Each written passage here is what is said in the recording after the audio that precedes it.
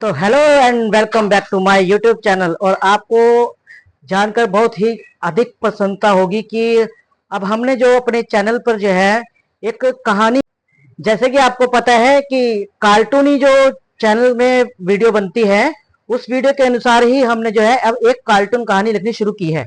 और अब आगे आगे आपको जो है हमारे इस चैनल पर AR वर्मा एंटरटेनमेंट के हिसाब से आपको जो है हमारे चैनल पर अधिक से अधिक वीडियो मिलेगी। हमारे चैनल को लाइक, कमेंट और अपने बेटे रिशु के माथे से टपकते हुए पसीने को देखकर सविता की हालत खराब हो गई। ऐसा आज पहली बार नहीं हुआ जब रिशु नींद से घबरा कर जागा है। हाय मेरा बच्चा, न जाने किसकी नजर लग गई है तुझे। जब से मेरे बच्चे ने 10वीं के एग्जाम में स्कूल टॉप किया है तब से रोज बुरे बुरे सपने आने लगे हैं। हाँ माँ, मैंने आज फिर से एक काले साए को देखा। वो यहीं मेरी आंखों के सामने खड़ा था। माँ मुझे बचा लो माँ। वो मुझसे कह रहा था कि मुझसे बदला लेगा।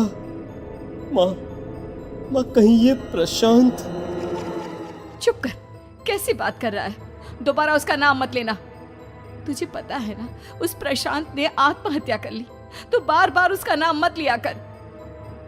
मम्मी, क्या सच में प्रशांत ने आत्महत्या की थी? चुप कर, बहुत सवाल पूछता है आजकल। और फिर रात के वक्त सविता के पूरे घर में एक अजीब सा काला धुआं छाने लगा। गहरी नींद में सोई सविता की जैसे ही आंख खुली उसका दम घुटने लगा। वो दौड़कर रिशु के रूम की तरफ गई जहां उसके दरवाजे पर घूमती एक काली परछाई देख वो बुरी तरह से घबरा गई। कौन है वहाँ? कौन है? सामने आओ। ये मैं हूँ, तुम्हारी काली करतूत।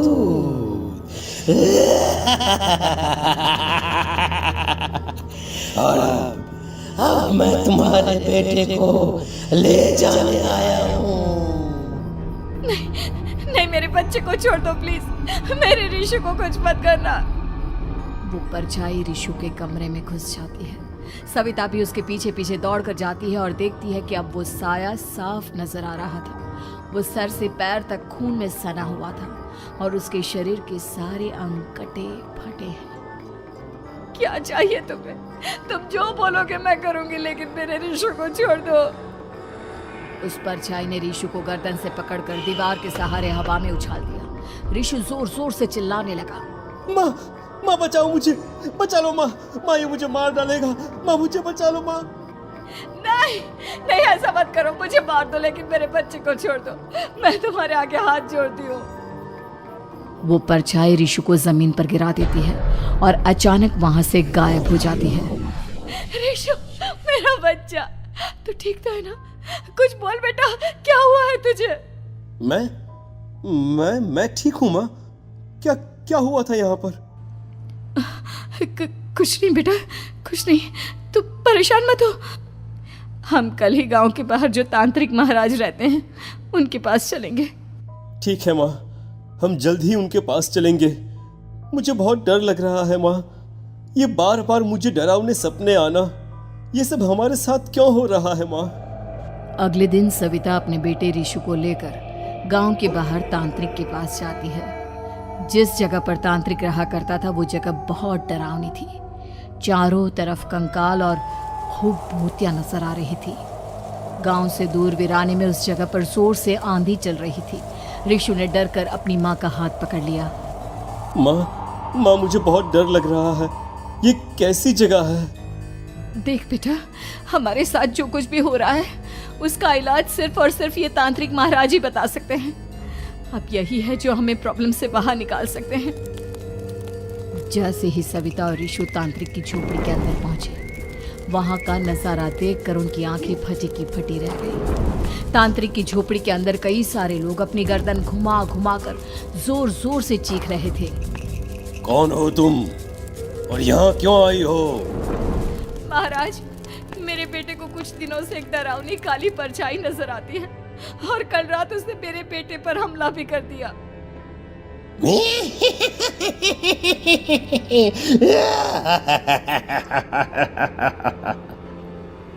मम्मी मम्मी हमें यहाँ से चलना चाहिए, ये जगह मुझे ठीक नहीं लगती।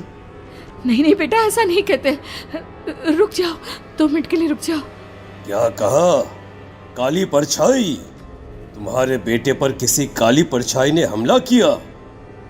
हाँ महाराज, वो कह रही थी कि वो मेरे बेटे को कुछ कर देगी।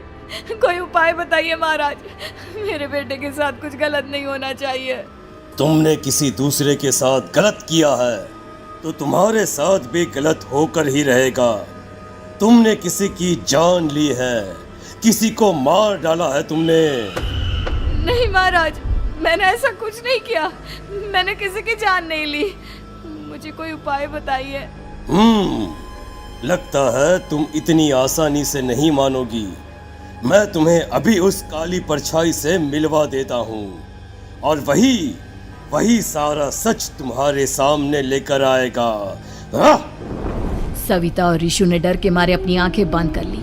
तभी अचानक तांत्रिक की झोपड़ी में अजीबोगरीब आवाजें गूंजने लगी। सविता और ऋषु बुरी तरह से कांप रहे थे।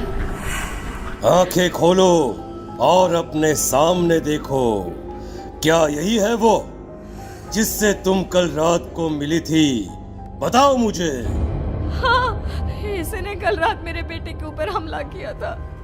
ये उसी लड़के की भटकती हुई आत्मा है जिसे कुछ दिन पहले तुमने मार डाला था। मम्मी ये महाराज क्या कह रहे हैं? क्या सच में आपने किसी की जान ली है, किसी को मार डाला है? अगर हाँ तो बताइए ना मम्मी, किसको मारा है आपने, किसको? तुम्हारी माँ इतनी आसानी से सच नहीं बताएगी बेटा। इसने एक बच्चे की जान ली है।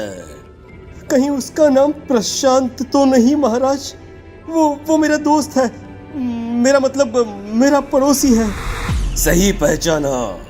देखा सविता, तुम्हारा खुद का बेटा भी जानता है कि तुमने किसी के प्राणों की बलि चढ़ा दी और इसीलिए अब उसकी बुरी आत्मा तुम्हारे घर में भटकती है।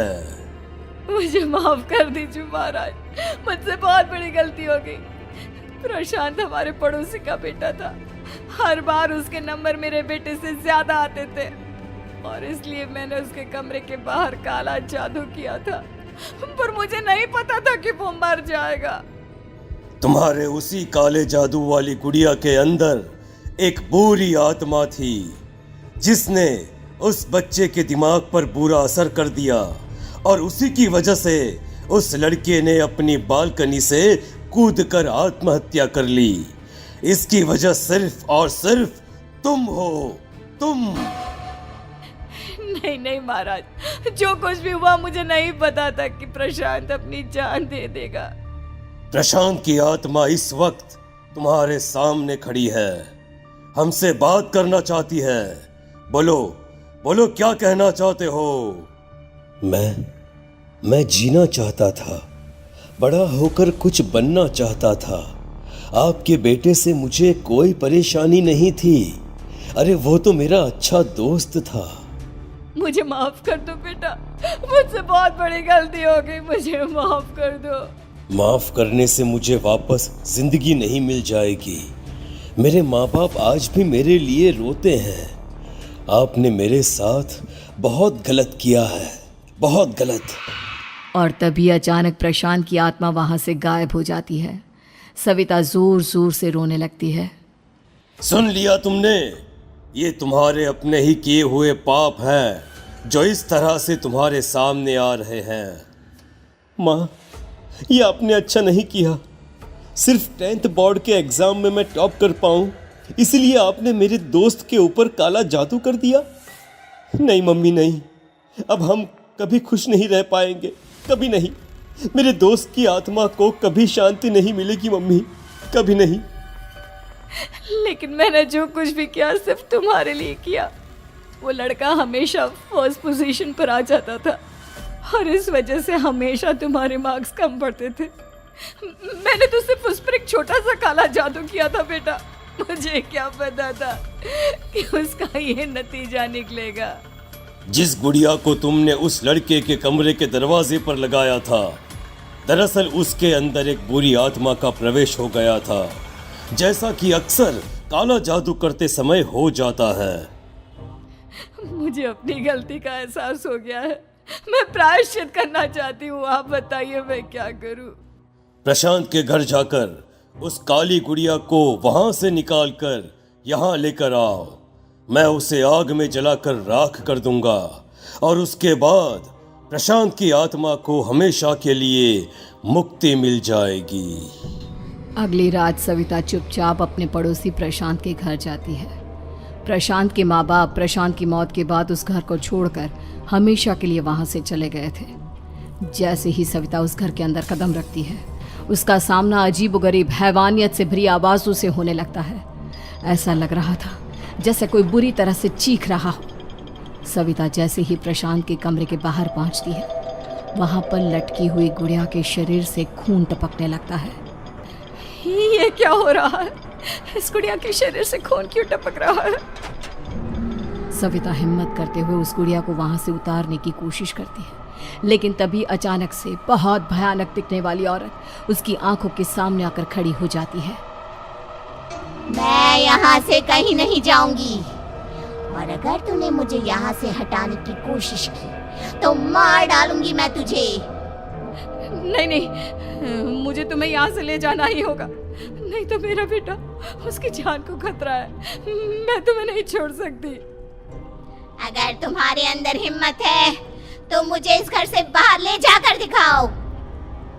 और ऐसा कहकर वो औरत सविता के ऊपर हमला कर देती है और उसे हवा में उछाल उछाल कर जमीन पर पटकती है। लेकिन तभी अचानक मौका देखकर सविता अपने हाथ में ली हुई सुई उसके हाथ में चुभो देती है। हाथ में सुई लगते ही वो औरत जमीन पर तड़पने लगती है। ये क्या किया तूने? ये क्या कर दिया? तुझे ऐसा नहीं करना चाहिए था। तांत्रिक ने मुझे कहा था कि तुझसे जीतने का सिर्फ यही एक तरीका है जिससे मैं अपने पापों का प्रायश्चित कर सकती हूँ और अपने बेटे की जान बचा सकती हूँ। और उसके बाद वो डरावनी दिखने वाली औरत एक छोटी सी जादुई गुड़िया में तब्दील हो गई और सविता ने उसे ले जाकर तांत्रिक को दे दिया। तांत्रिक ने जादुई गुड़िया को आग के हवाले कर दिया। हेलो दोस्तों, तो कैसी लगी आपको हमारी ये वीडियो? ऐसी ही नई नई अपडेट, आप नई नई वीडियो देखने के लिए हमारे चैनल को सब्सक्राइब करें, लाइक करें, कमेंट करें और शेयर करना ना भूलें। और हमारे वीडियो में बेल आइकन है, बेल आइकन को जरूर दबा दें, जिससे कि आपको अगले आने वाली नई वीडियो के बारे में आपको नोटिफिकेशन जरूर मिल जाए। धन्यवाद।